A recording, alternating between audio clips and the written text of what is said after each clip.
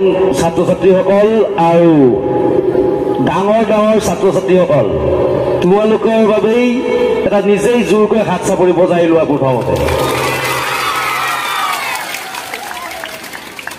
আৰু যদি কথা কোৱা এতিয়াই কৈ লোৱা নহ'লে মই নকম তোমালোকে কোৱা আৰু তোমালোকে কোৱা শেষ হ'লে ভাগৰ ধৰিলে মই কথা কম হ'বনে এতিয়া আচলতে ইমান সুন্দৰ এটি অনুষ্ঠান এই অনুষ্ঠানত ভাষণ বক্তৃতা বক্তব্য যিয়ে দিব তেওঁ সকলোতকৈ অপ্ৰিয় হৈ ৰ'ব সেই কথা মই জানো মই যদি অকণমান কিবা পাইছিলোঁ ইয়াত আহি বা পাবলগীয়া আছিল সেইখিনি হেৰাবলৈ মন নাই এই পুণ্য ভূমিত এই পুণ্য তীৰ্থত এই অভাজনে উপস্থিত হ'বলৈ পাই নিজকে ধন্য মানিছে ইয়াৰ সময়ত মোৰ পিতৃদেৱৰ অকল পিতৃদেৱ বুলি নহয় তেতিয়া কেইবাগৰাকীও ৰত্নৰ সমাহাৰেৰে ধন্য হৈ পৰিছিল আৰু ইয়াত আজি যিসকল থিয় হৈ থকা ছাত্ৰ ছাত্ৰী আছা যিসকল ছাত্ৰ ছাত্ৰী উচ্চতৰ মাধ্যমিক প্ৰথম বৰ্ষ আৰু দ্বিতীয় বৰ্ষৰ ছাত্ৰ ছাত্ৰী আছা আৰু ইয়াৰ পৰা এই শব্দ যলৈকে গৈছে এই যিয়ে যিয়ে শুনি আছা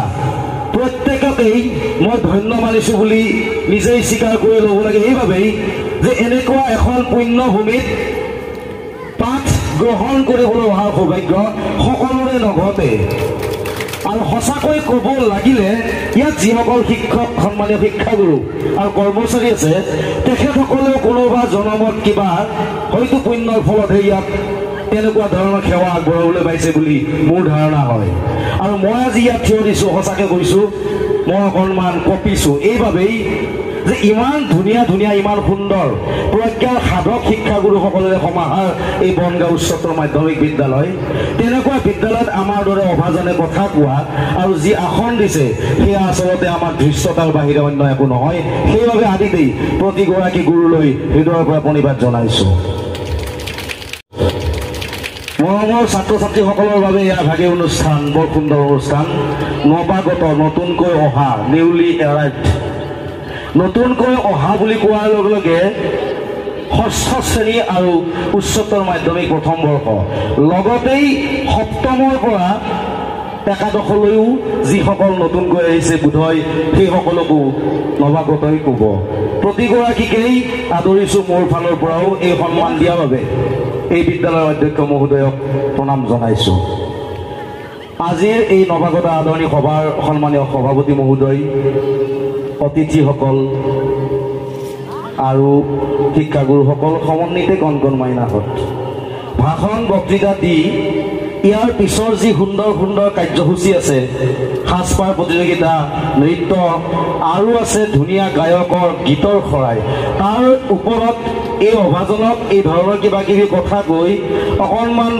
বিৰক্ত কৰালে কাইলৈ তোমালোকে মোক দেখিলে এইজনেই আছিল তেনেকুৱা যিজনৰ বাবে আমি গানখিনি উপভোগ কৰা দেৰি হ'ল সেইটো মোক নালাগে গতিকে মাত্ৰ মই কি ক'ব বিচাৰিছোঁ এই যিহেতু মোক মাতিছেই মই সন্মান জনাব লাগিব মাতিছে বাবেই মই মোৰ দুআষাৰ ক'ব লাগিব কি বক্তাই 5 মিনিট ক'ব লাগিলে বহু বেছি কোৱা হয় যিয়েই নহওক মই এটা কথা এইকাৰণে ক'ব লাগে এআই আৰ্টিফিচিয়েল ইণ্টেলিজেন্সৰ এই ইমান অত্যাধুনিক দিনত লাগিবই নিশ্চিত ৰূপত সকলো লাগিব আমাৰ শেষৰ ফালে থিয় দি থকা আমাৰ যিখিনি এই বিদ্যালয়ৰ খুব পুণ্য অৰ্জন কৰিবলৈ অহা বিদ্যালয়ৰ যিখিনি ছাত্ৰ ছাত্ৰী যিখিনি থিয় দি আছা তোমালোকে কষ্ট হৈছে মই গম পাইছোঁ যিখিনি বহি আছা তোমালোকৰো কষ্ট হৈছে মই তোমালোকৰ নিচিনাকৈ তোমালোকে ভাল পাব পৰা ধৰণৰ সস্তীয়া মনোৰঞ্জন ধৰ্মী কথা ক'ব হয়তো মই নাজানো সেইটো কাৰণক বেয়া নাপাবা এতিয়াও মই যিখিনি কওঁ সেইখিনিও গধুৰ নহয় মই যি জানো আচলতে একোৱেই নাজানো এই নজনাখিনিকে ক'ম কথা হ'ল ভাল মানুহ হ'ব লাগে এয়াই আমি যিমানেই যি নাজানো কিয় গণিত বিজ্ঞান ইংৰাজীৰ সমান্তৰালকৈ খুব দুখ লাগে অসমীয়া আৰু সমাজ বিজ্ঞানক যেন ক'ৰবাত তলত পেলাই থৈ দিয়া হয় সেয়াও শিকিব লাগে 100ৰ ভিতৰত 100 নম্বৰ পাবই লাগে তাৰে ঊৰ্ধত লাগে প্ৰতিগৰাকী শিক্ষাগুৰুক হৃদয়ৰ পৰা সন্মান জনাবলৈ সুসংস্কাৰ অবিহনে মানৱ সম্পদ ৰক্ষা নপৰে সুসংস্কাৰ বুলি ক'লে নম্বৰ পোৱাক নুবুজায় এনেকুৱা নেকি 100 নম্বৰ পাব লাগে কাৰণে পঢ়িলোঁ কাৰণে আমি সংস্কাৰ নিশিকিলোঁ ঘৰত নিশিকিলোঁ বিদ্যালয়ত নিশিকিলোঁ যিমানে ডাঙৰ ইঞ্জিনিয়াৰ ডাক্তৰ আৰু কিবা কিবি নোহোৱা কিয় যদি সংস্কাৰ নাই মই ভাবোঁ সমাজে সেইজনক গুৰুত্বই নিদিয়ে, বিশেষকৈ এই ৰূপক বৈশ্যই নিদিয়ে। সংস্কাৰ নাই, তেওঁ যিমানেই ওখ নহওক কিয় সংস্কাৰ আচৰণ বিধি ভাল নোপোৱা ব্যক্তিক অন্ততঃ এই ৰূপক বৈশ্যই গুৰুত্বই নিদিয়ে।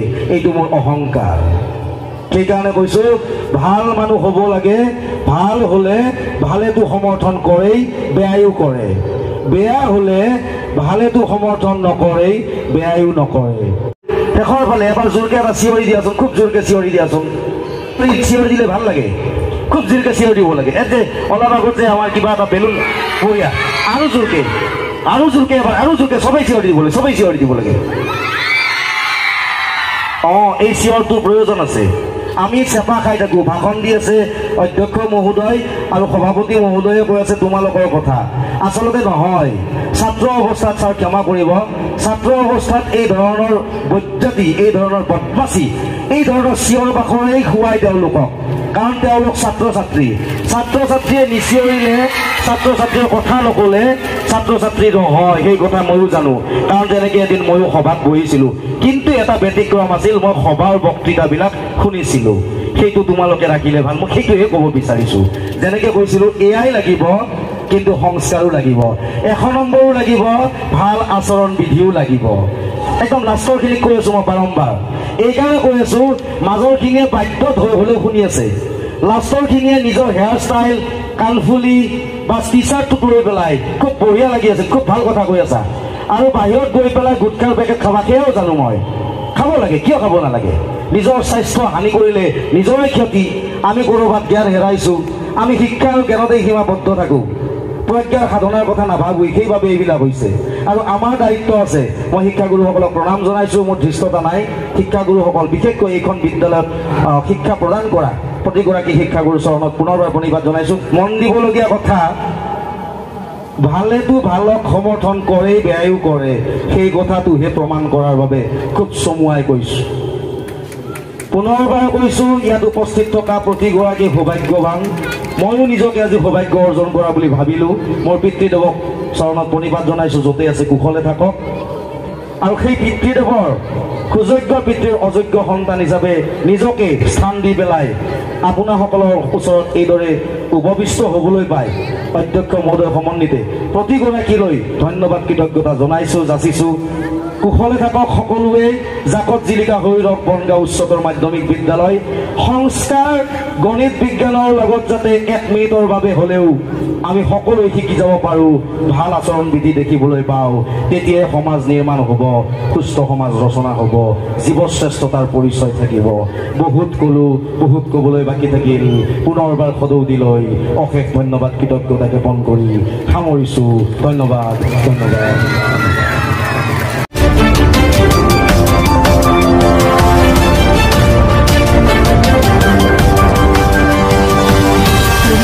প্ৰতিবেদক লাইভ, পোহৰৰ দিশে এখোজ।